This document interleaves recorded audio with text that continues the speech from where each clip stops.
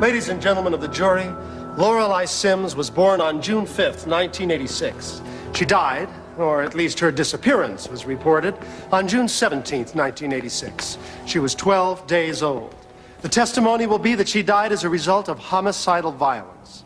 Heather Sims was born on March 18th, 1989. Her disappearance was reported on April 29th. She was 6 weeks old, and her death was a result of homicidal violence. But what you're about to hear, ladies and gentlemen, is a fairy tale. As close to a fairy tale as you can get in a murder case. This fairy tale is about a roving Rumpelstiltskin.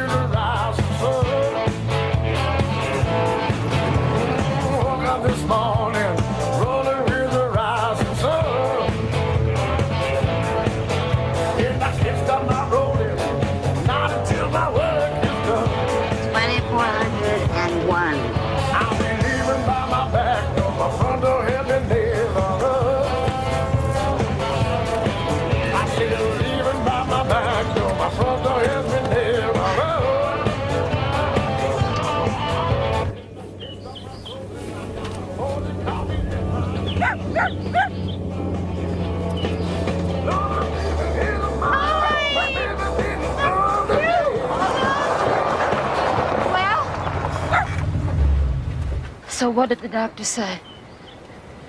Come on, you can't fool me. Yeah. You're pregnant. I knew it. I could just tell by the look on your face. Well, come on, get out of this truck. I want to give you a big old hug. Oh. Rob waited. Maybe I better go tell him first. All right, go on. He's the one that done it to you. I'll come back later, Minnie, after he's gone for work. Okay.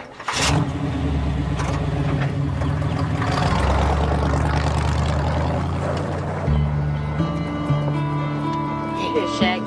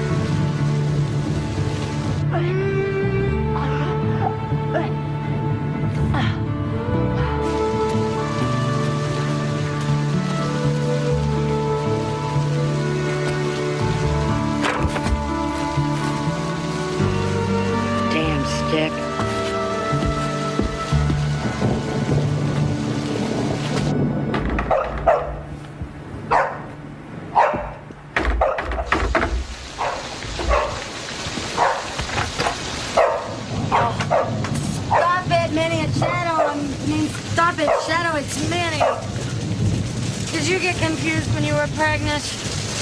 I don't remember. Oh, here's your saltines. I thought I was done with these. Thank you. You're a lifesaver. Well, that's the least I could do. You know, you got yourself a considerate husband there. Driving down in this god-awful storm, picking up railroad ties for that damn retaining wall. Hey, it's wet out there. Why don't you come in? Come on. You sure? Don't be silly. Thanks. Oh.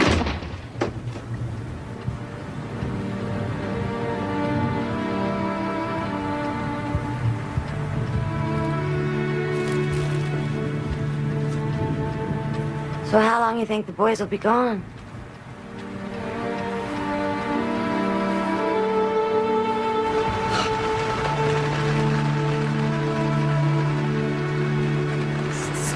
Pretty. Baby's gonna live in these things. Really? You think I got enough? Oh, well, honestly, I can't think of a thing that you don't have. So, Do you know if it's gonna be a boy? I don't know. Well, I don't know what you're gonna do with yourself for the next 5 months, 'cause you've done it all. Oh, you have just done it all. Well, I guess I'll be doing a lot of praying for a healthy baby. Oh, I wish this rain would let up.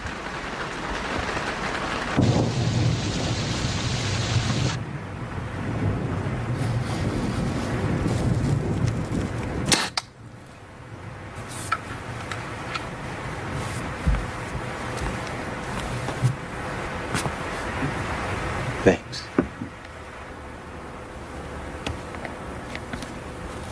When you come into bed. Soon. That's what you said an hour ago. Gotta get it right. It's just a plan for the retaining wall. It's not the wall.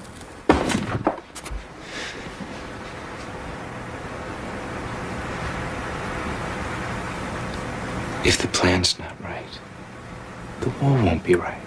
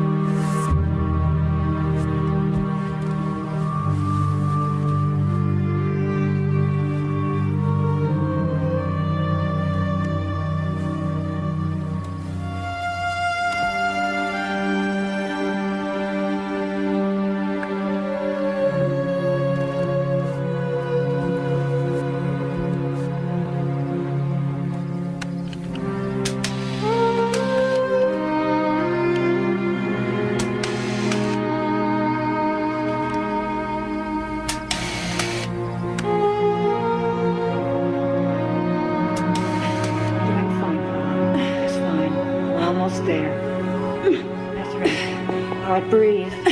Push hard, Paula. That's it. You've got to push harder. Push harder, Paula. All right. Yes, that's it. There we are. It's a girl.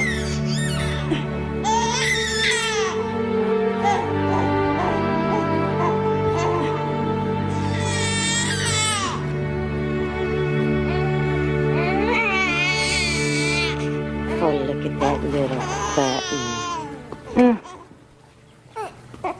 Isn't she pretty? She's just an angel. You want to hold her? I'd love to.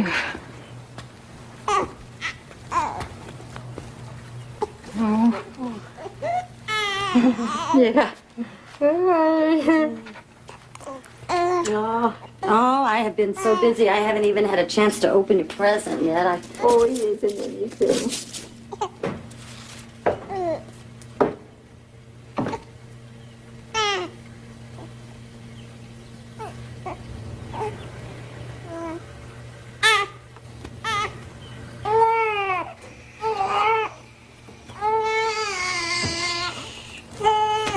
I need to take her back.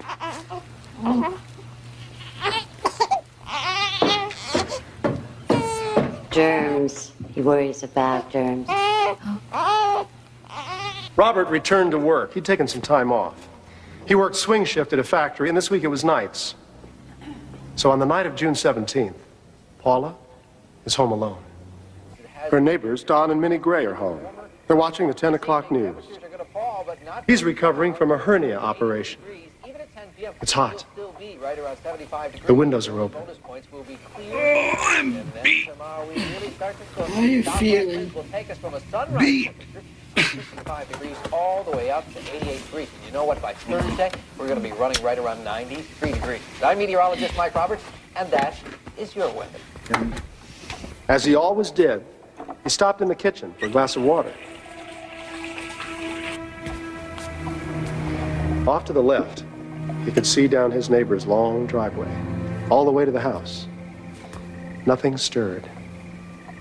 There wasn't a sound in the warm night. Don? Yeah. bathroom light burned out. You should change it before you go to bed.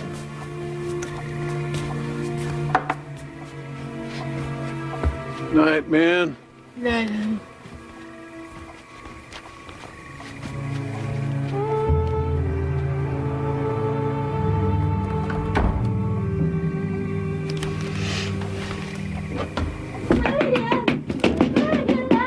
Who is it?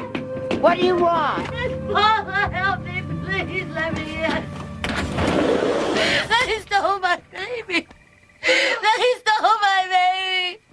They stole my baby. Who did? What are you talking about? I was downstairs watching the news, and suddenly there's a man on the steps wearing a mask. He has a gun and he tells me to lie on the floor for 10 minutes or he'll kill me, so I did. And then when I heard the front door close, the screen door, I ran after him, and that's when I saw she was gone, my baby. He had taken her out of the bassinet. She was gone. Oh, my Lord.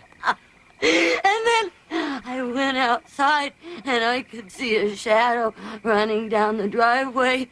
I could hear footsteps on the gravel, you know. And so I chased him out to the road. But I couldn't see him. He just disappeared. Where? You gotta call the police. Where is he? Where he? I gotta call Rob. No, wait a minute, Paula. As soon as I get off the phone, we'll call Rob from here, okay? I don't remember his number at work. I gotta get his number at work. Can't go back there. Just wait. You don't know who's back there. Paula, damn it.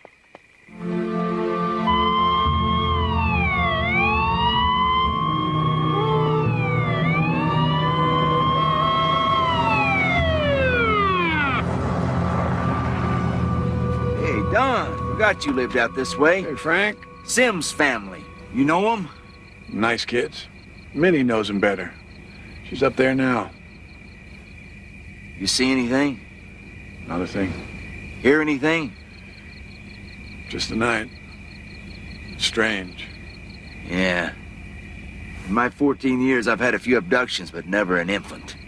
Who'd do something like this? Better get out of those striped pajamas, Don. State police might take you for an escapee. State police? This place is gonna be a zoo.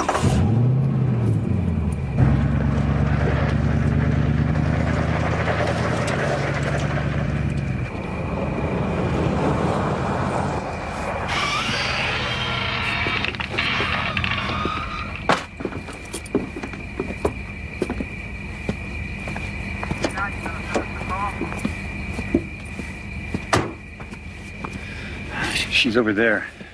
I asked him to step outside. I wanted to make a last run through the house. What'd you find? A slit on the screen door the size of a worm. Front porch. An empty bassinet. What'd she have to say? Somebody stole my baby. Huh? Well, you try. The woman's incoherent.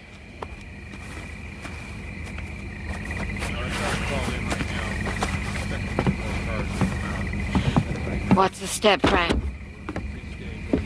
Mrs. Sims, I'm Frank Yoakum, Jersey County Sheriff.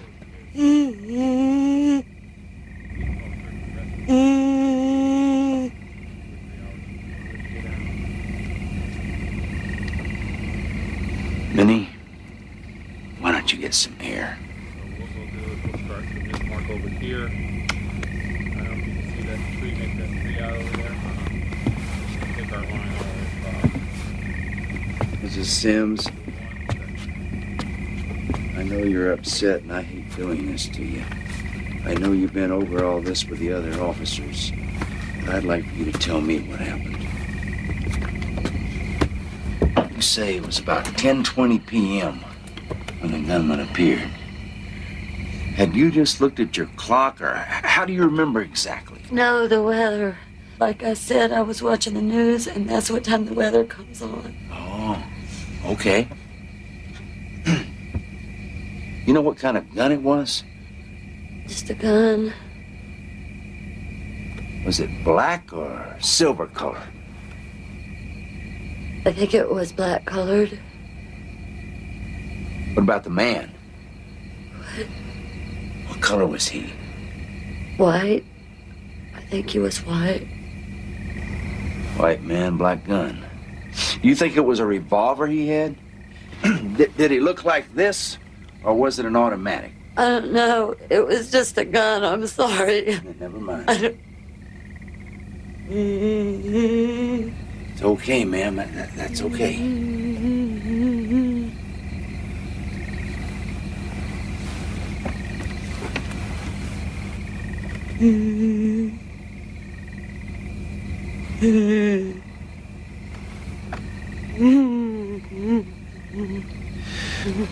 What about his voice? You think you could identify it? You know, it was just a regular voice. You say he was wearing a ski mask. Did he have on gloves, too? I don't know. I don't remember. Oh, wait, yeah. I think he did have gloves on. I think he did. You wouldn't happen to remember what kind. Who's it?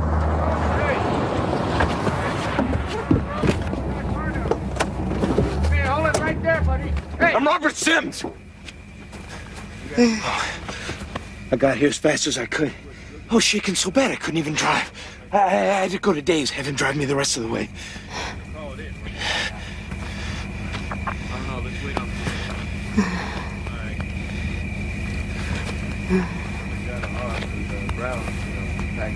Here's this other flashlight.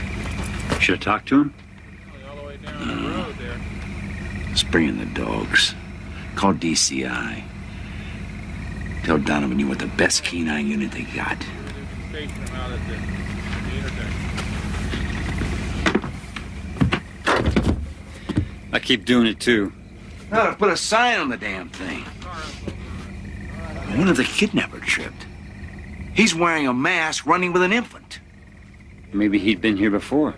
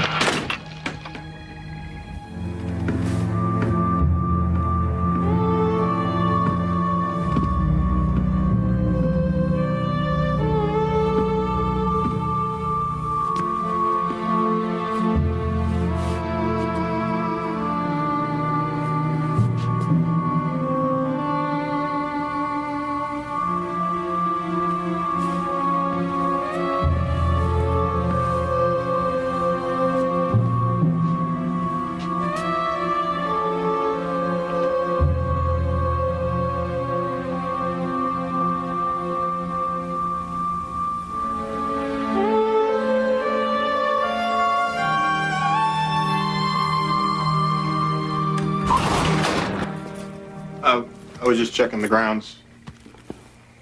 Has anybody touched this thing? No, sir. Blankets were folded just like they are now. Yes, sir. I was the first one on the scene.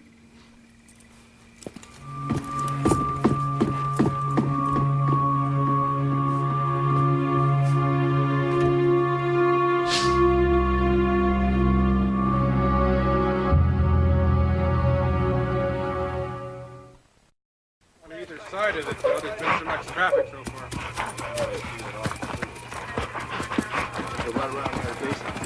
Have you called the FBI?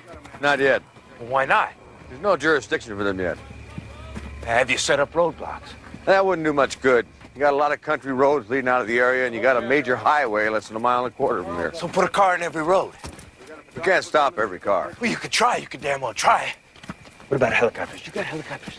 We got everything under control, Mr. Sims. Yeah, well, it doesn't sound to me like you do. What's he sniffing me for? He needs to get your scent. That's how he works. So he can distinguish you from the kidnapper. Yeah, well, the kidnapper's long out of this county now with my Lorelei. That's why you haven't gone and set up roadblocks, right? I'm sure you notified the airport. Look, why don't you go comfort your wife? She needs you now more than I do. Yeah, well, I tell you, I'd like to. But they still got her in that dang basement questioning her. I don't know what's taking so long, but they want me to hang out here. I mean, what am I... What the hell am I supposed to do? I don't know, Mr. Sims. Right now, I don't have an answer for you.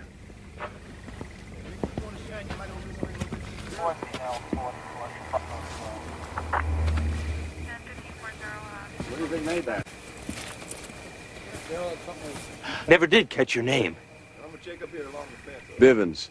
Agent Bivens. FBI? DCI. Division of Criminal Investigation, Illinois State Police. I can't find any. Did your dog bark when the gunman came in? No. When you chased the kidnapper to the road, did you hear any other sounds like his feet slapping on the asphalt or a vehicle, perhaps? No.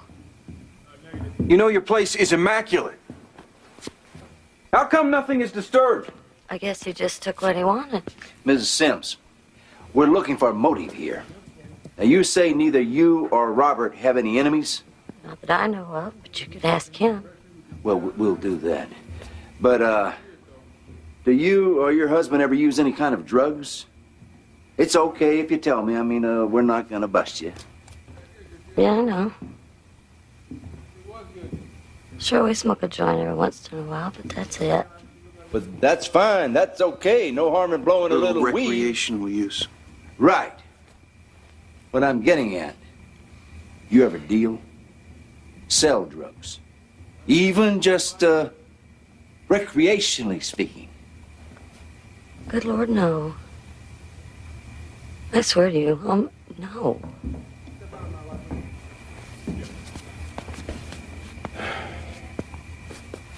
You ever cheat on your husband? Is he cheating on you? I told you to quit that smoking! Come down this road. Yeah.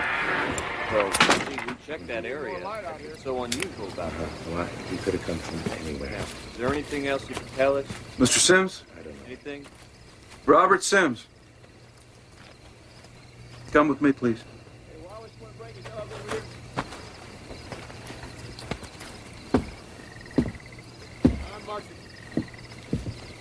Captain Philip Cochise. How you holding up? Glad to see you're here. Kidnapping's kind of a rare crime. More so than most people think.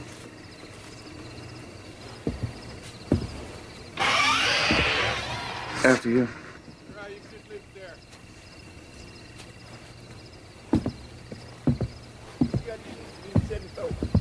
You say you got up when you heard the gunman leave through the front door, right? But you didn't hear that door when he entered? Is that correct? Well,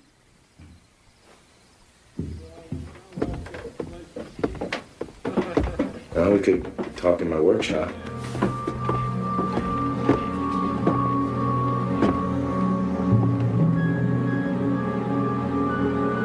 Yes, sir. We were thrilled with Lorelei's birth. We waited a long time, to start a family. But once we decided, why, she got pregnant right away. Very first month we tried. How was Lorelei when you brought her home from the hospital? I mean, she's a healthy baby, right? No health problems. No, none at all. She was fine, just fine. You know, like babies are. They wake up a lot. Sure. They wake up and eat, go potty, get changed. But the biggest part of the time, they just sleep. How did she sleep last night, Mr. Sims? Well, like I said, I work the midnight shift. See, the shift is from 11 to 7, but I got to relieve the man on the job at 10:30. So what time did you leave for work tonight? Tonight, I had to run a couple of errands. So I left 1 hour and 10 minutes earlier than I normally do. That would be about 8:20. What kind of errands? You say you had some errands. Well, I had to return a mobile for the baby. It's one of those musical ones, you know. We had bought it for her, but we got another one exactly like it from my Aunt Dottie. And we needed some baby nipples and a garden weasel and a flashlight. But Say garden weasel? For Paula to use around the flower beds.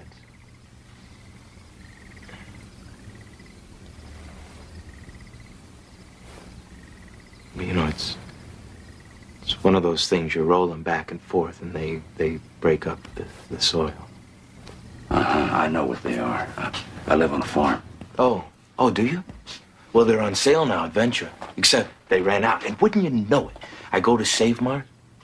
They don't stock them, and they're out of flashlights, too. Well, I'll be damned. They gave me a rain check. I got it right here. See? Still got to give it to me for the sale price. Look, tell me about a fight at work. Tell me about a motive for this. Tell me somebody scratched your car, or hit up on your wife, or bit your dog. Because there has got to be a reason for this. So you just tell me something.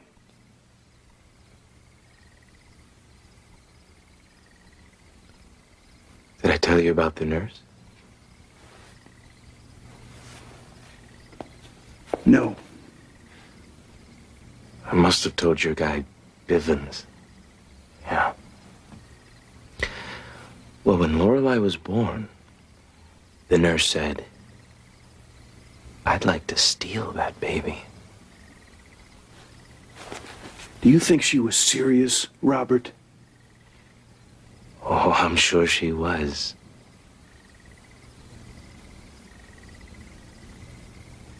Just joking.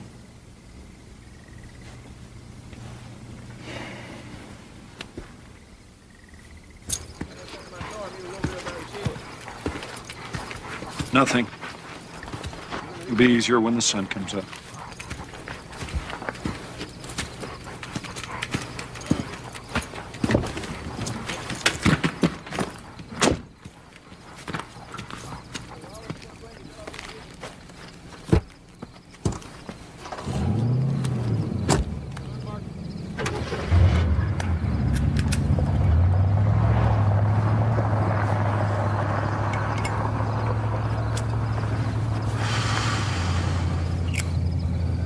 So quiet you could hear a cricket cut loose. How could she not hear that screen door slam? It's like from Ma and Pa Kettle's farm. Yeah. Mother with a newborn. Hell, they hear things sometimes that aren't there. How come no one heard her? She ran right past the Graves' property chasing a gunman. Chasing a shadow. Yeah, right. Hot on the heels of a shadow. Look, I don't care what the hell it was. If it had a gun and my kid, I'd be hysterical. Nah, I'd be rabid. That's what you're gonna fight. You're gonna have to fight how you'd be. Look, Captain, the last thing I'd want to do is get a preconceived notion of any case. I don't like making a fool of myself. But if you don't mind, I'm gonna pray we find that baby alive.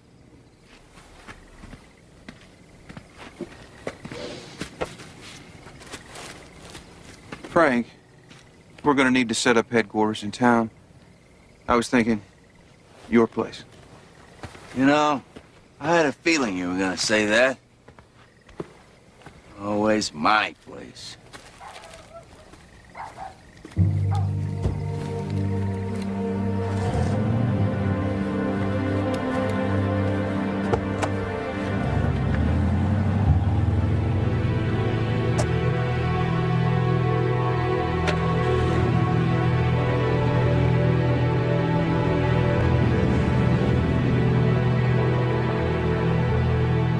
Rumpelstiltskin. You can't see him, you can't hear him, trained dogs can't smell him. And when he does interact somewhere, he doesn't leave a trace. Come on, move. All right, here we go. Away from the crime scene. Come on, just get the hell out of here. Like I was saying, I can relate, man. I got 4 kids of my own. I got 2. She never had one kidnapped. Nope, you got me there. And I don't pretend to know what that's like. But I did have a wife die in my arms once. Lost her to cancer. When our girls were very young. Must have been tough. Yeah, still is. Well, we're doing everything we can to find Lorelei, Mr. Sims. Yeah, well, when are you going to bring the FBI into this? When Frank and I decide to bring in the big boys, we'll bring them in, okay? You see, Robert, it's just that we got a lot of manpower on this. And we're doing everything you can think of. Aerial searches, dogs, you name it. We swept the lake with that sonar boat. Yeah, well, I didn't think she'd be at the bottom of the lake. I mean, how would the kidnapper throw her into the lake? Well, now you see, that's just it, Robert. We don't know how this man thinks. Who knows how he thinks? But the thing is, we're pulling out all the stops on this one. And damn it, we're coming up empty. Without any witnesses or other evidence. I mean, doggone, I think we need to settle some things here, Robert. Shift any doubt people might have away from you.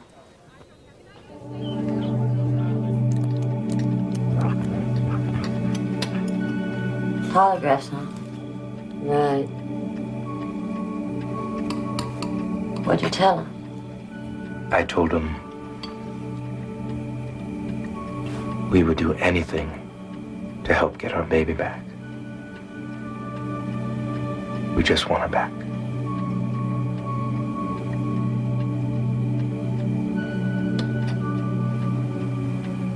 You're not eating, Paula. You gotta eat. I ain't hungry.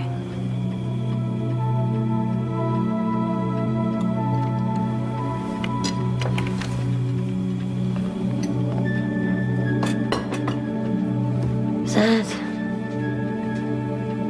I thought you liked me thin.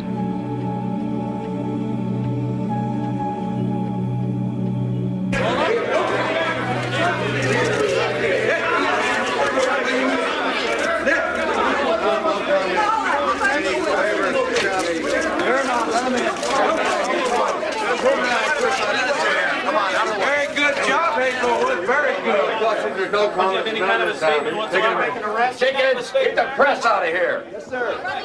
You come with me. Right this way, Mr. Sims. Out here.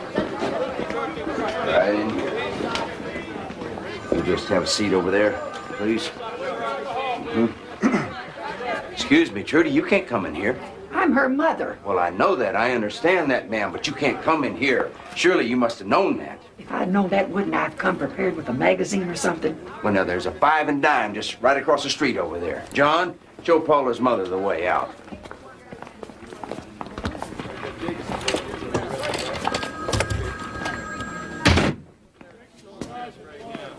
All I had was diet. That's fine.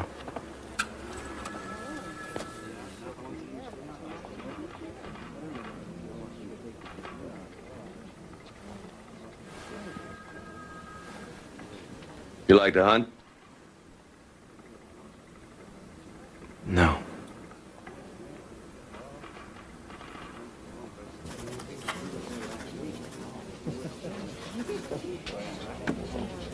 Did you give your baby away, Paul?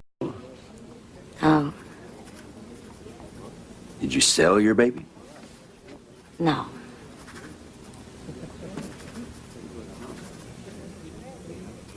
Did you dispose of your baby?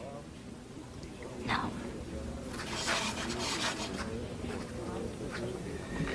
Have you falsified or withheld any information from police? No. Paula,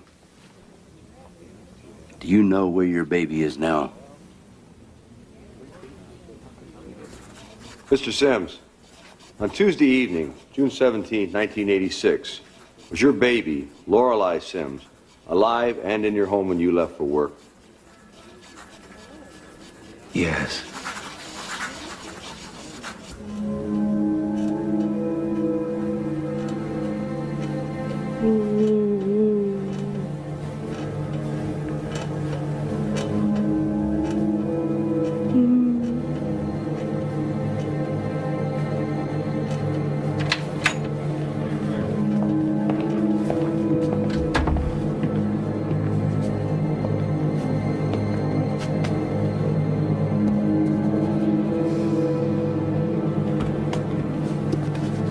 We got some bad news for you, Paula. You're being deceptive. What do you mean? What do I mean?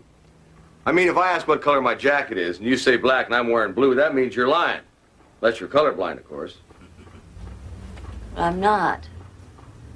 I was just nervous, but I told the truth, I swear. Paula, I think it's time. You flunked. You lose. Not one question, not two questions, but every single question you bombed. Then the polygraph is wrong because I told the truth. Polygraphs don't lie, Paula, but people do.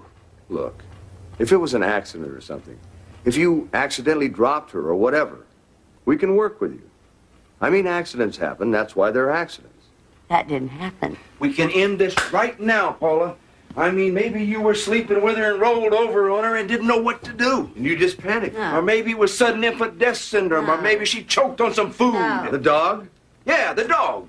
Yeah, maybe the dog crawled into the bassinet and laid on her. Shadow would never do that. What about Robert? What about Robert? Did Robert do something accidentally? We can handle that too. There's nothing to handle. Either you did it, or he did it, or both of you did it, but we're gonna put somebody in jail here. Stop it.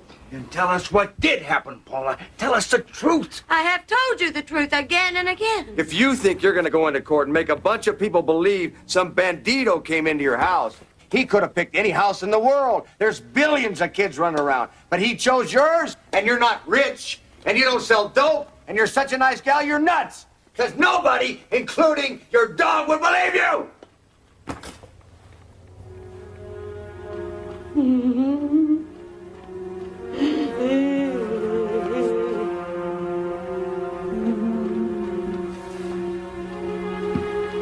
Paula, now listen.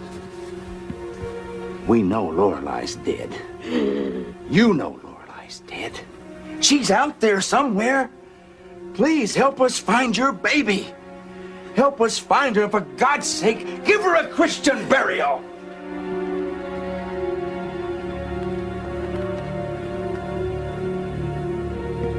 What about it, Paula? What about it? That's enough! She can't take any more. Look what you've done to her. Look at her. Come on, Paula. You ought to be ashamed of yourself. Damn it! How the heck? Hazelwood! Hazelwood! I just went to the bathroom for a second. Oh, man! No. Pick us up in the back. I don't want to run into the sheriff, that's why.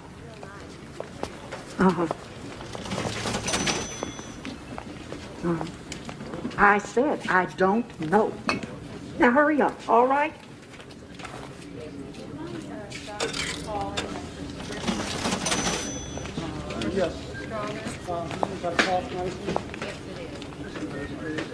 Your father wanted to know how you did on your test.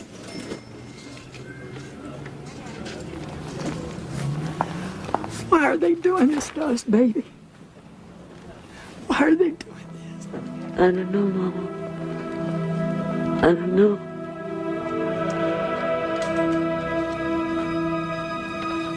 They could have taken anything I own. They could have burned my house down. They could have cut my arms off. But nothing can take the place of our baby. Mr. Sims, what do you think the motive is? Do you think she was sold on the black market? It's been suggested the kidnapping report is false. Would you comment on that? I can't believe you people would start that crap. If you're looking for sensationalism, why don't you just go someplace else? No. What about the polygraphs, Mr. Sims? What were the results? Passed with flying colors. I'll tell you what you can color, you son of a bitch. You can color my ass. That's what you can color. You lying no You say something, Jimmy? Only half of what I'm gonna say. You're not talking to the press. No, first I'm talking to him, then I'm talking to the press. Regulation bars us from commenting on polygraph tests. Now, you know that. You tell me, Captain, what regulation bars me from commenting on a baby killer? We got a town full of worried mothers out there thinking at any minute some whacked-out gunman's gonna snatch their baby away. You cannot confirm or deny they've even taken the test, let alone what the results are. You know, a sheriff don't have those regulations. And today, Sheriff Yoakum confirmed that the Sims had indeed taken polygraphs. However, when asked if he could confirm Robert's claim that they had passed those tests, the sheriff had this to say. Hell no, I won't confirm that. Are you saying they failed? With flying colors. Both of them. Weird. Just plain weird. That's how all his co-workers describe it. Say he's a chronic complainer. He seems to have a problem with blacks, especially women. God, where's the waitress? Come on, what's the matter? Tastes like dishwater. So anyway, this one gal I talked to had a desk next to Robert's. He used to harass the hell out of her. Where the hell is this girl? Ma'am? Ma'am? Her name's Mildred. Yeah. She'd get up and leave her desk for a minute, go to powder her nose or whatever. He'd sneak into her lunch bag. She'd come back, bite into her bologna sandwich, thinking it tastes kind of rubbery, right? Checks it out, it's a used condom. I'm sorry, I'll tell the cook. What's so funny? So she bite into her sandwich the next day. Crunch, cockroach. Damn. Kind of guy you'd like to bring home to Mom. So, what'd the feds pick up on her? She had a brother she idolized. They were teenagers. He was driving one night, she's sitting beside him. He crashes head-on into another car, ricochets into a tree. Now, she escapes with a few scratches. He dies with a crushed skull.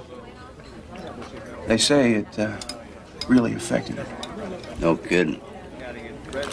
Speaking of feds, they want to take a crack at the Sims. Yeah, in their next lifetime. They think they can break them. What are we, morons? We can break this case. We don't need them. It's already set up for tomorrow. You just have to get the Sims there. It'll give you another chance to run through the place. I mean, a complete top-to-bottom search. And you won't have that dingbat Robert breathing down your back. Morning, Robert. How would you like a chance to get the FBI involved?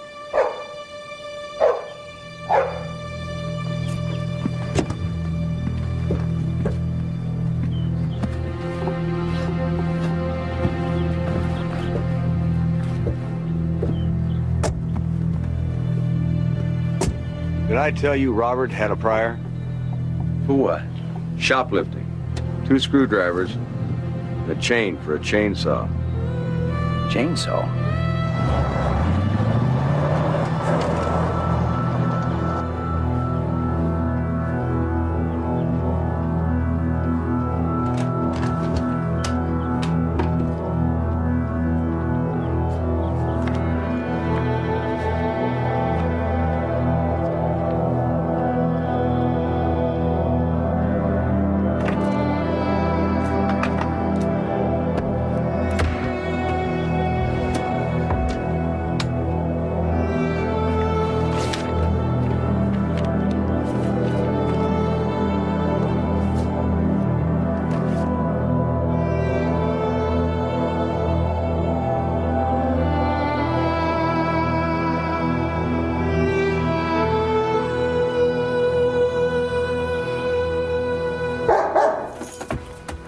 No, it's not human. How do you know? Because if it was, he'd creep up real slowly. He doesn't like getting too close to death. It's sort of like a danger thing with him, you know? This, he left for. It's pot. Nah, it's just residue. What? No, there's a few papers, a couple of clips, not even a roach. No, Captain, no seeds. There's enough to be obvious, not enough for a charge. Another one of his mind games. Yeah, mind games. He wants to challenge me. Yeah, me, you, us, the FBI, the whole damn system. Her. Well, I think he's got some kind of mind control over her, too. What happened with the feds? Get me to a bar, Frank. I need a drink. What? What happened? What happened is we don't have a case. What am I talking about? We don't even have enough for a warrant. Feds couldn't shake them, huh? In all their infinite wisdom, no. Well, well. Look, let's face it, we've been had. They beat us, man. They beat us. You know, I was just talking to Donovan, and he was telling me... Get this. They asked him about the polygraphs. Know what he says? Other than lying about the lie detector test, I've been completely honest. Yeah. Yeah, it's about what it amounts to. Speak of the devil. Look, I gotta get out of here. Hey, I still think we should take another look around these grounds, because Donovan... Fine, Frank, you do that, but I can't look at those archy eyebrows of his. I see those, I tell you, I'm gonna lose it. I'll rip them right off his face. Now, damn it, Jimmy, listen to me. I feel the same way. We're all mad. But that baby hasn't been found yet. And until she has, that's the only case there is. Now, what I've been trying to tell you is I spoke to Donovan. He told me about a man who'd been missing in the woods over in Pike County for days. The dog went in and Found him hanging in a tree. Those woods in the back, weren't the dogs ever down there? I don't know. You know, it's real thick back there. Maybe it was easier for him just to go around. Besides, we were looking for a kidnapper who ran that way.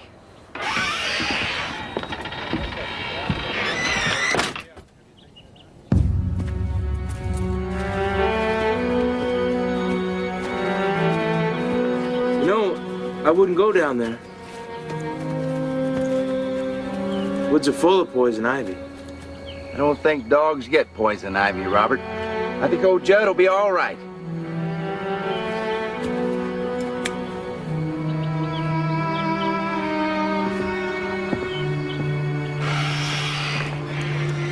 Find dead. Let's go.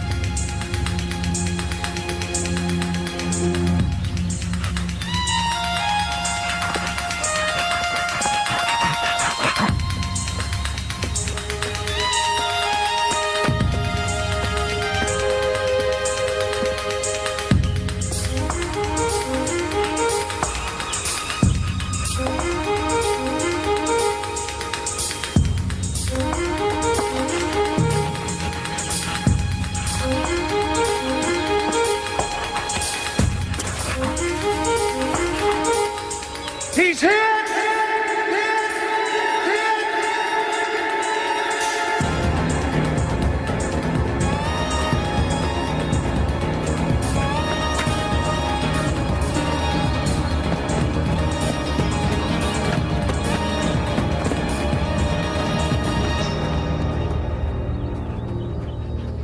And on Tuesday, June 24th, Lorelei Marie Sims was found 150 feet from the house in which she once lived.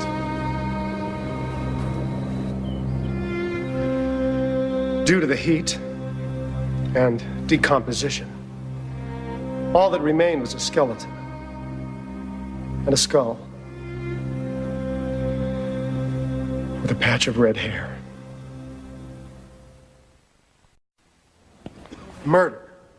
That was Rumpelstiltskin's motive for kidnapping. Which means he would have had to grab the baby, run to the back of the house, murder the baby on the way, dump the body, and then run back to the front of the house and be a shadowy figure disappearing down the driveway. But fairy tale figures can do anything, and the Sims stuck to that story. And the Jersey County State's attorney could not bring charges because he did not have proof beyond a reasonable doubt as to the identity of the killer. And so little remained of Lorelei's skeleton that the cause and mode of death could not be determined. The Sims moved away to a new home in a new county 10 miles from the last and started on a new family. They idolized their son. His name was Danny. Oh, Danny's getting to be a big boy. Oh, hello, hello, we're gonna have a birthday. We're gonna have a birthday in 2 days. Let's put the bucket on your head. You wanna play with the bucket? Oh, look how funny you are. Oh. Paula, don't do that, Paula. Boom, boom. Can you do that? Boom, boom. Hey, hey. Mommy's gonna get you. Danny has a birthday. Danny has a birthday. 1 year old. Oh, it's okay. It's okay. Good, Dad. Yes. You want a cake? It's your birthday cake. Would you like it? You don't like it? Well, how does he know if he likes it? Why don't you put it in his mouth, Paula? And you know, we're expecting a baby in less than 2 months. Yeah, you're gonna have a little or a brother or a little sister.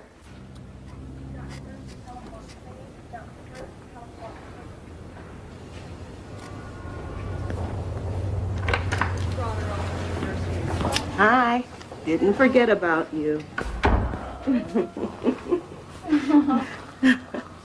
Oh, she's so pretty. Let me see. How you feeling? See you in about 30 minutes. Hello, Jacob. Hello. Say hey to Heather. Hey, Heather. Jacob says hi. Hey, maybe one day when they're all grown up, they'll meet and become boyfriend and girlfriend. Same birthdays, same hospital. And then they find out we were roommates. Being neat, you know. Like, what's that called? Fate, you know? It'd be neat. But I doubt it.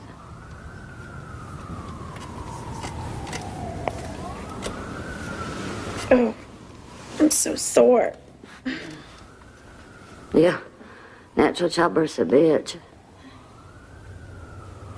I thought you had C-sections both times. I did with Danny and Heather. But I had me another girl once. What happened? And Paula told her tale about Lorelei. But who could imagine that Rumpelstiltskin would strike the same family again? You gotta set up roadblocks. They took my daughter. They took my other daughter. Come on. All right, just calm down. Oh, come on, man. You gotta get it going. You gotta set it up. Wait, set what up? The roadblocks immediately. Trails get cold mighty quick. Wait, what trails? The kidnapper. Who's that? That's Paula. She'll tell you what happened. I wasn't here.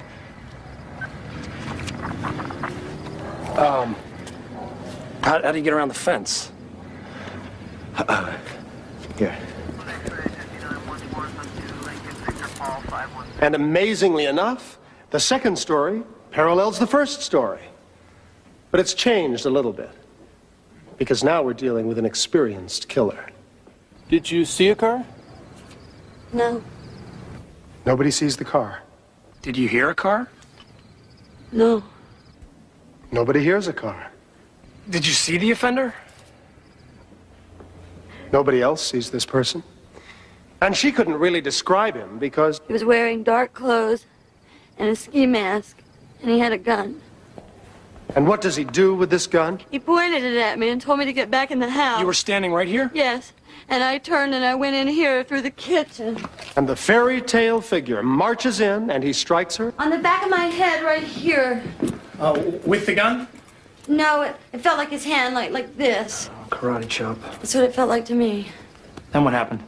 And it knocked me out, and I was unconscious until... Now, isn't that convenient? She was unconscious until... I come home, and I find her laying face down on the floor. Her eyes were closed. I thought she was dead. Except her color looked fine at a glance. And when I touched her hand was warm. So I shook her, and I said, Paula, what's the matter? But I couldn't rouse her. Then it hit me. The door's unlocked. Paula's on the floor. 2 children in the house. So I run in here to see Heather. Make sure she's all right. Didn't dawn on me she'd be gone, but... Guess what? Heather is gone. Now, at that point, did you look for your son? No, not yet. So I run back into the kitchen. And I shook her really good. And then she started stirring. And I said, where's Heather, Paula? Where's Heather? Where's Heather, Paula? And the last time I saw her, she was in the bassinet. That's what she was saying. She's in the bassinet. And I said, no, she's not there, Paula. Where's Heather?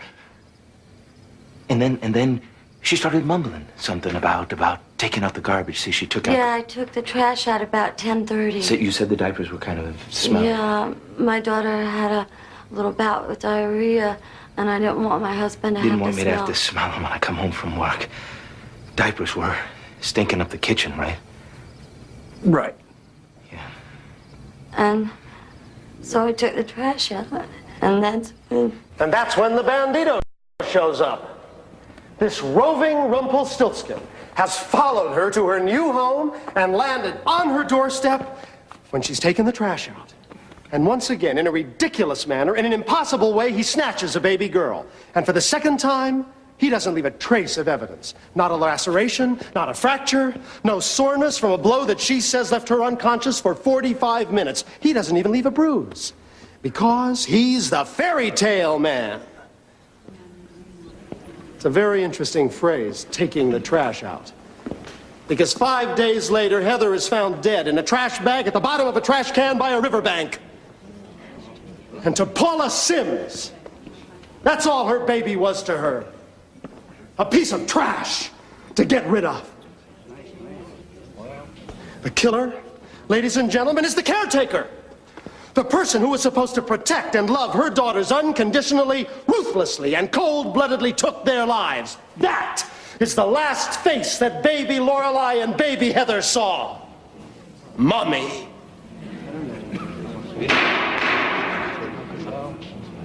Mr. Groshon. Ladies and gentlemen, let's just get something straight right now. Paula did not kill those children. She is innocent. She is the victim. There is absolutely no evidence that she killed anybody. None. None whatsoever. Now, the state tells you that there is no evidence of a kidnapping. Well, ask yourself one question. What evidence does a kidnapper leave? He comes in, grabs the child, he's gone. And because the police could not find evidence of a kidnapping, they had nowhere else to go but to the parents. And when they checked out Bob Sims' story that he was at work, well, that checked out, so they discounted him, and the only one left was Paula. Well, she is not the only one, because there is someone else out there right now who killed 2 children, and the police aren't looking for him, and they never did. Now, the burden of proof is on the state. We don't have to prove anything. They do. Besides, the state's theory is built on one thing, and one thing only, that this happened twice. Is that unusual? You bet it is. But that's not the question. The question here is, did Paula Sims kill her daughters?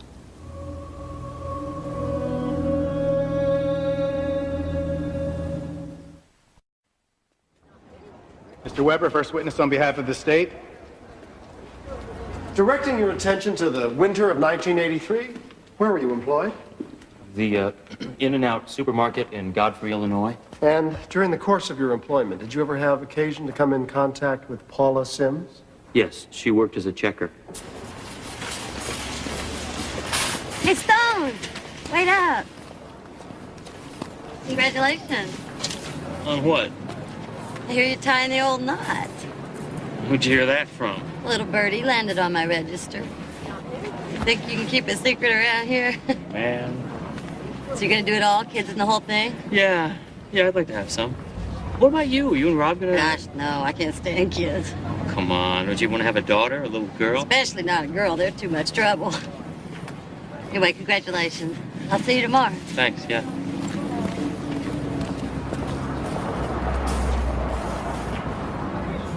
And what was your reaction to that? Well, I'm a person that really likes children, you know, so it just struck me as odd. No further questions. People's Exhibit number 11. Would you please tell the jury what that is?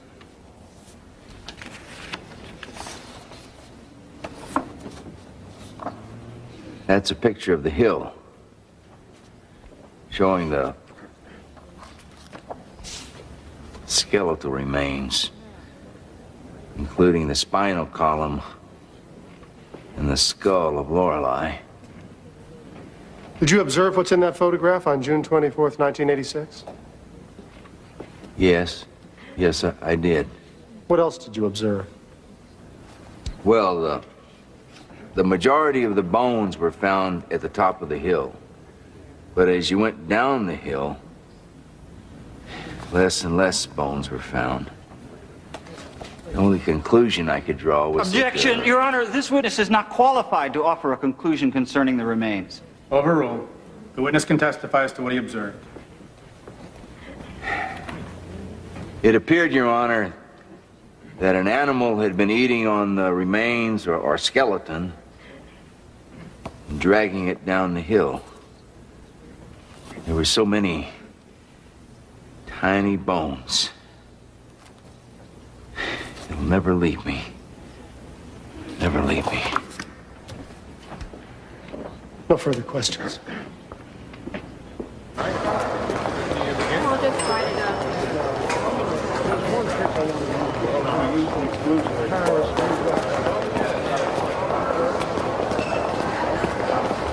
Good job, Sheriff. Hey, Jimmy. How have you been? Fine. Good to see you, Frank. Yeah, it's good to see you, too. Couldn't stay away, huh? Some of them you just can't shake loose of, you know? Yeah. Listen, you want to get a beer or something? Sure. Good. It's not like I haven't seen people die. I've seen people die. I mean, I've been around death. Look at the human body inside and out. But to see that little thing laying there. I just couldn't grasp the fact that... You know what I was thinking about? What? At the time, I was thinking about my own girls. When they were first born. What they felt like. I just couldn't believe that was a baby there. Even though I knew it was. Man, I blocked most of that stuff out. Just blocked it right out.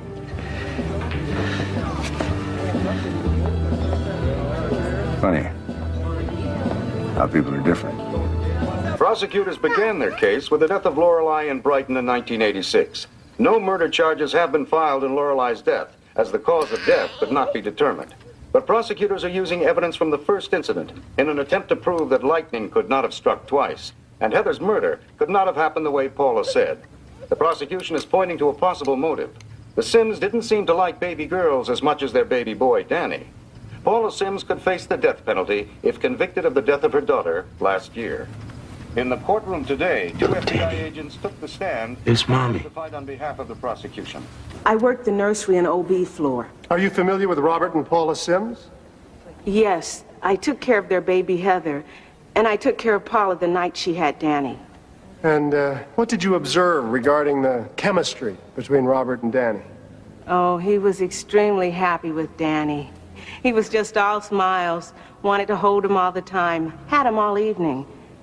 And then I'd see him in the nursery window, just watching him. Did he react the same way to Heather? No. How did he react to Heather? He never smiled, had no expression. He just never...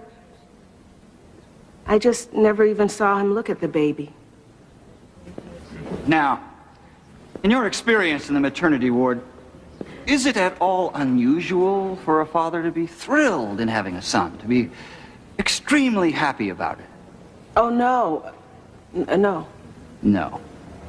In fact, that's kind of normal, isn't it? Yes, sir. Don't, in fact, a lot of fathers express that they want sons? They even prefer sons. Yes, sir. Yes.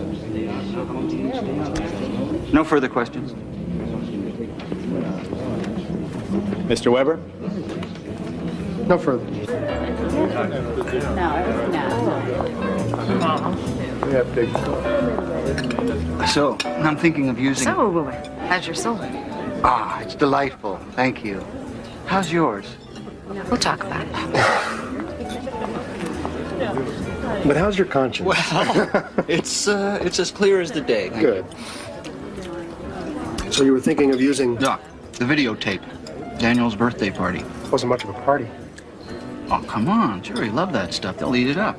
Shows Paula being the loving, playful, doting mother. Yeah, that's true. Of course, I'll have a lot of fun with the line, Mommy's gonna get you. And the part where Danny drops his toy and stares at her, real apprehensive. Yeah. Good.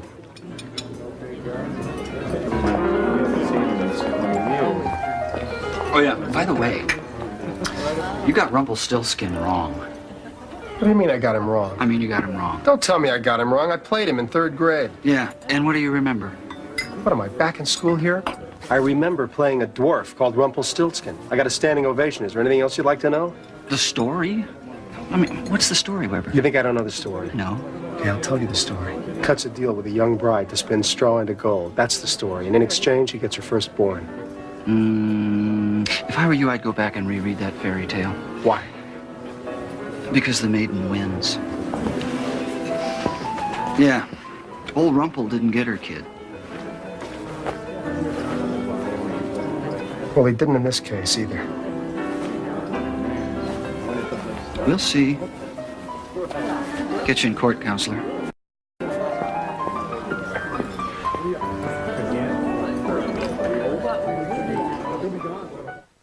All rise.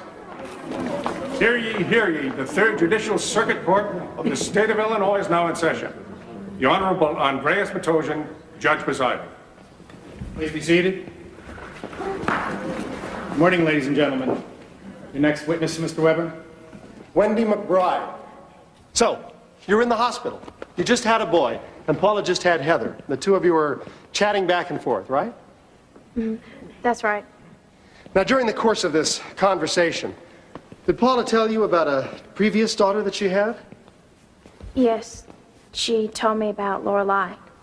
And what did she tell you about Lorelei? She told me that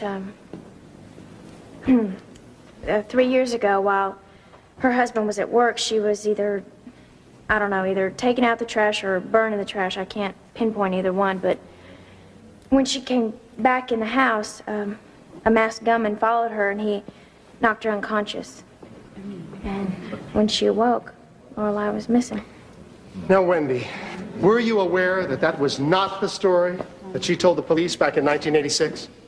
No, I was not. And were you aware that that would be the story that she would tell about Heather 6 weeks in the future? No, of course not. How did you learn of Heather's disappearance? Oh, my mother called me because she knew I didn't watch the news. And what was your reaction? I just thought, poor Paula, somebody stole her baby and she was taking out the trash again. No further questions? Mr. Groshon? Yes. Now, Ms. McBride, this conversation that you had with Paula, the conversation that you say you had, this was on March the 18th, about 3 o'clock in the afternoon. Is that right?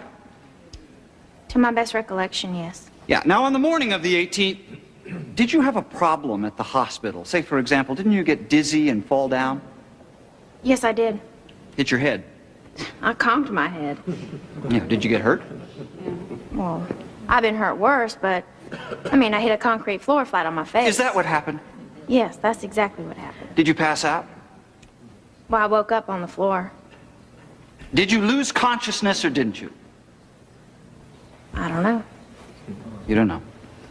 Now, how long after the fall did you get the x-rays done?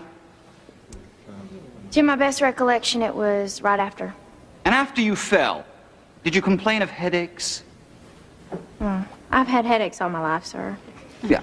The question was, after the fall, did you complain of headaches? Well, yes, I'm sure I did have a headache. I had a bump on my head. Now, isn't it possible, Wendy, that you were the one who was confused, that you, in fact, confused the details of the Lorelei abduction with what the papers later said about the Heather abduction? I'm not a paper reader. Now, Miss Potter, how long have you known Paula? Well, me and Paula have been friends since high school. I knew her before she met Robert. Did you ever visit Paula in her home after she was married? Not when they lived in Brighton, but when they moved to Alton, I did, occasionally. Did you ever visit when Robert was around? No. Why was that? Well, he made me feel uncomfortable. He had these rules. Tell me, was there ever a time when Paula discussed these rules with you? And how she might have felt about them? Yes. The last time I visited her, she did. About 2 weeks before the Heather incident. And when you got there that day, what was Paula doing? She was waiting for me to come. Okay. Was she eating or drinking anything?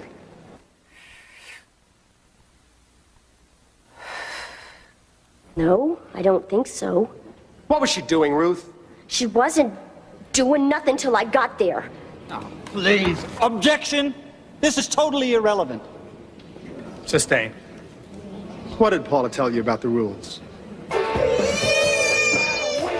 So my aunt and uncle are coming from Missouri to visit Heather, right? And so I'm on the phone with her, and Robert's saying, I mean, she's calling long distance from Missouri, right? Did I already say that? What? Huh? All right. So Robert's standing right next to me, and he's breathing down my back, and he's going, rules, Paula, the rules. Better tell him about the rules. So I'm going, sure, you can see Heather. Bring her a nice little gift. Be sure to leave your shoes at the door. Gotta wash your hands as soon as you come inside. Do not touch the baby if you have a cold, and whatever you do, do not cough, sneeze, or sniff. You can't touch the baby. Nobody can touch the baby. So did they come? Yeah, sure they came. To my mother's. They left the present with her. You still sleeping down here?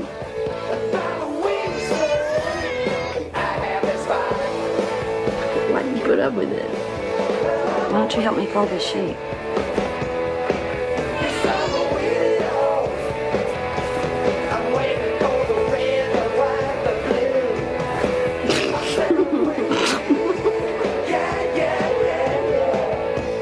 Maybe I'm just holding on to something that isn't there anymore.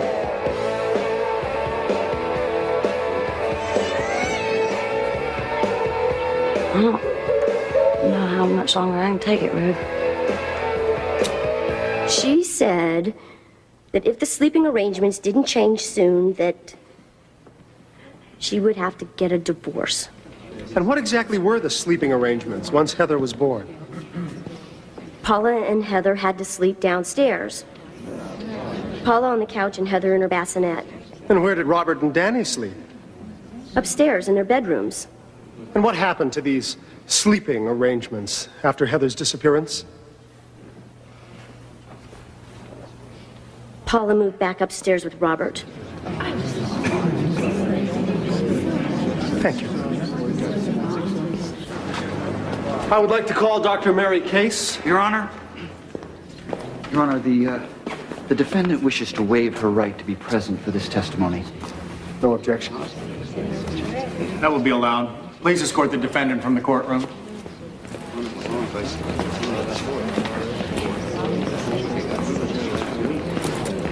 Good move, Don. The ice face wouldn't look too good to the jury for this one. So, you perform autopsies. And what other areas of pathology do you specialize in? I hold board certification in 3 areas: anatomical, forensic pathology, and also in neuropathology. And what is neuropathology? The study of the nervous system, specifically the spinal cord, muscles, and the brain. Now, would that give you information concerning someone who had been knocked on the head? Yes, it would. Judge, may I have leave to approach the bench? You may. Judge, I strongly object to any testimony by Dr. Case about neuropathology. The prosecution provided us with no discovery about this. They can't just drop it like a bombshell. Look, Judge, right here. It says neuropathology right in Dr. Case's CV. that and the was not defense was the- provided that with was this not the months ago. agreement. Now, Don Grosjean has talked to Dr. Case. They have exchanged letters. And you know he even very took well a that I'm deposition. objecting, And the because state this is is not not required to tell the defense what questions to ask in a deposition. The objection is overruled. May I have a recess? You Judge? can't have a recess. No, Proceed. I would like to make a record. You can do that after she testifies. Proceed. Son of a bitch, you should have told me. Dr. Case, how was the body of Heather presented to you for autopsy? When I got the baby had already been taken out of the trash bag. It was presented to me nude, wrapped in a sheet. And what did the external examination reveal? That Heather was a well-nourished infant between 6 and 8 weeks of age, weighing a little over 10 pounds. On the inner surface of the upper lip, there were 3 small lacerations. The body was very well preserved and externally showed no evidence of decompositional changes. And what did the autopsy reveal? The internal changes did not match the external changes. The organs showed a high degree of autolysis, meaning they were beginning to decompose. And what did that mean to you? It was my opinion that the body had been frozen in order to preserve it. What did you determine to be the cause of death in Heather Sims? Asphyxia. And it was my opinion that it was done by suffocation, meaning something was placed over the nose and mouth, causing the tears on the lip. Dr. Case, would you please tell the jury what air hunger is? If somebody obstructs your breathing, you naturally feel a need to breathe. You feel a burning in your chest. Or if you simply stop breathing and you hold your breath, that's air hunger. And how long would it take to smother a baby the size and age of Heather? To the point of death, that would take 3 to 4 minutes. To the point of losing consciousness? Around 2 minutes. Would a baby struggle? There would be a struggle in anybody that's not paralyzed. Even a baby will try to push away something that was trying to harm it. It would be kicking its legs like crazy. Turning your attention to your area of neuropathology. No, Your Honor, I object to any testimony in this field, and I ask to be heard out of the presence of the jury. No, I know what the motion is. Your Honor, I would object to your ruling without even hearing me. She may testify.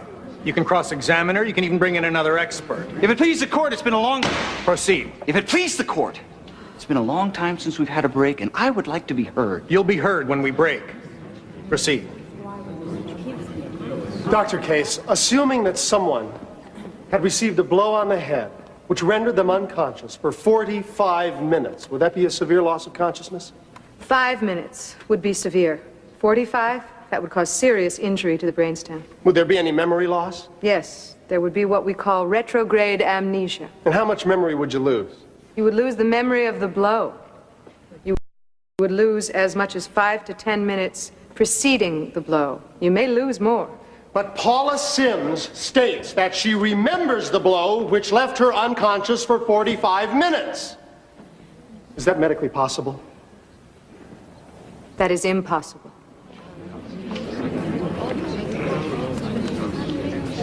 Thank you.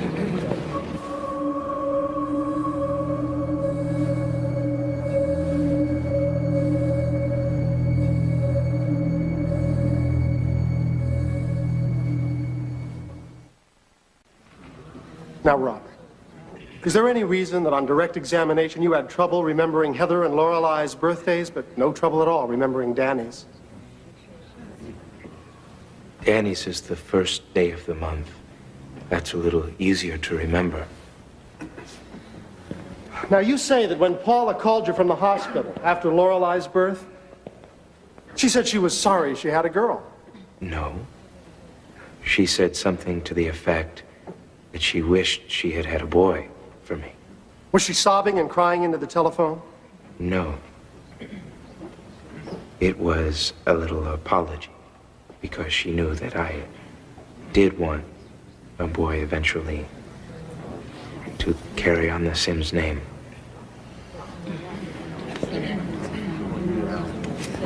Now, after Heather's disappearance, or at least until she was found, you were pretty wrung out, right? I've been wrung out for 4 years. Just no energy, depression, just don't want to do anything, can't seem to get going in the morning, just worn out, right? Yes. Very tired. And Paula was probably worse off than you, right? I don't know. Well? She wasn't in good shape. So why did you tell the FBI that on the night before Heather's body was found in a trash can, you had the best and longest lasting sex you ever had?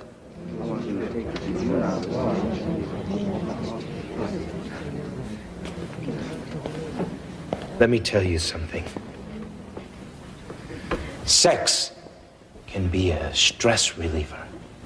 We loved each other very much. I was trying to comfort her, she was trying to comfort me. I believe in my wife. It was the best and longest lasting sex you ever had. It was good.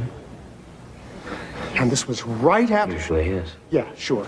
And this was right after your second child had been kidnapped and taken to parts unknown by a gunman? And that's what you were doing? And that's what you were thinking about?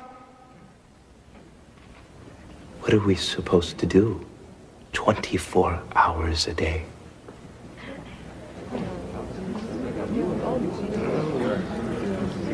No further questions. Mr. Grosham, any redirect? No, thank you, Your Honor. You may step down.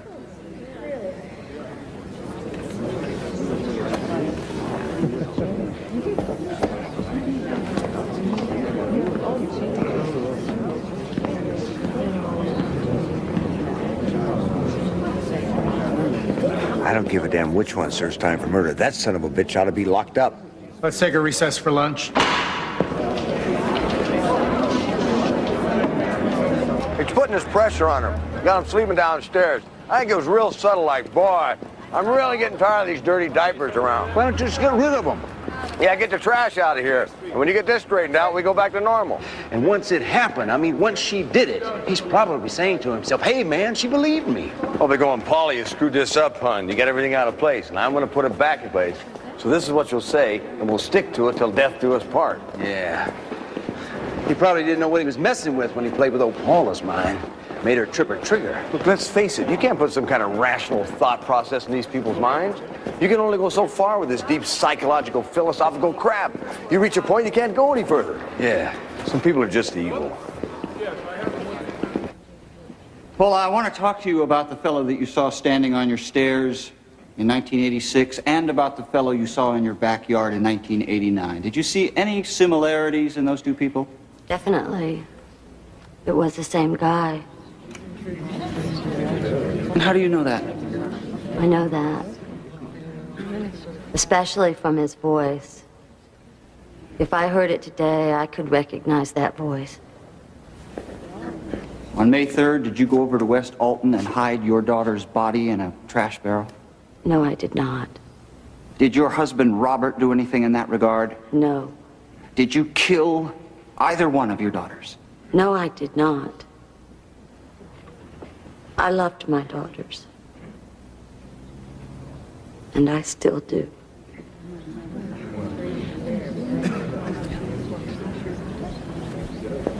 Paula, I want you to take a look at the things in this box and tell the ladies and gentlemen of the jury a little bit about them.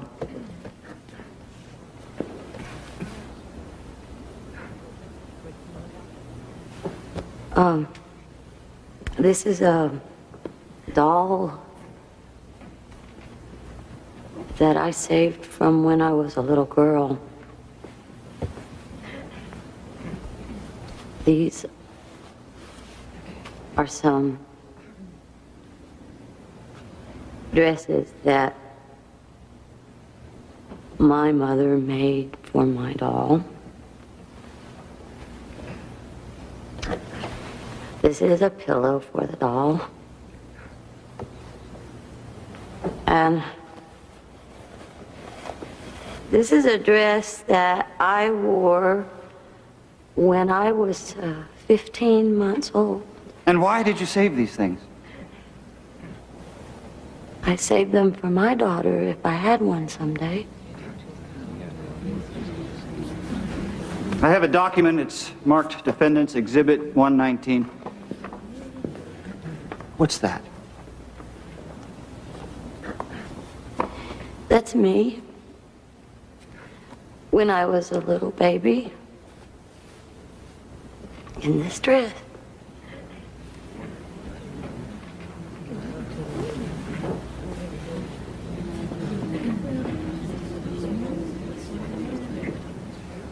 Ladies and gentlemen of the jury, I would ask you not to sympathize with Paula Sims and the act she committed just because she was once a little girl.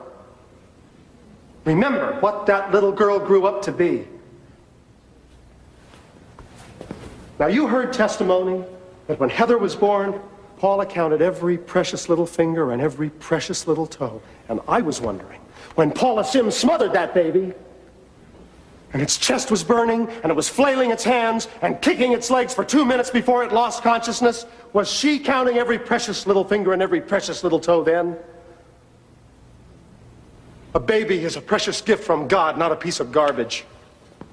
It is unfortunate that Paula did not take as good care of her own child as she took of this doll. And it is unfortunate that the people who weep in this case for baby Heather are the people of the state of Illinois. Now, I don't want you to convict Paula Sims on passion or prejudice. That's not right. And I don't want you to convict her because people are outraged by what she did. I want you to convict her because there is no reasonable doubt about her guilt and because what she did in her murderous, malignant heart is beyond statement. And I want you to convict her because a baby belongs in a bassinet.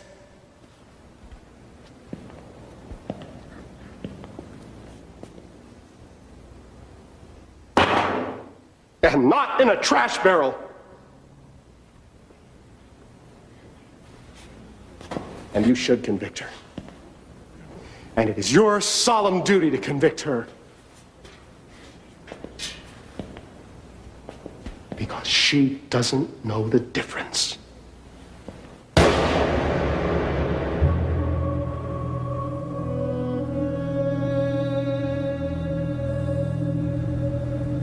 I killed my girls. Both of them. I don't know why I did it. I didn't do it the way they said I did it. I was much more gentle than that.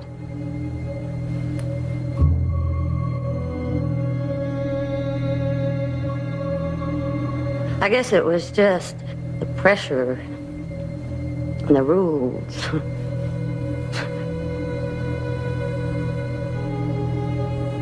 I should have left Robert a long time ago.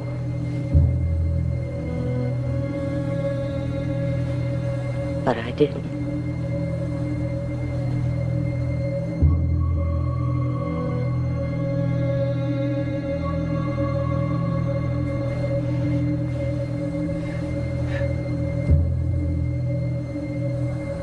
I love my daughters. I still do. So you've got to believe me.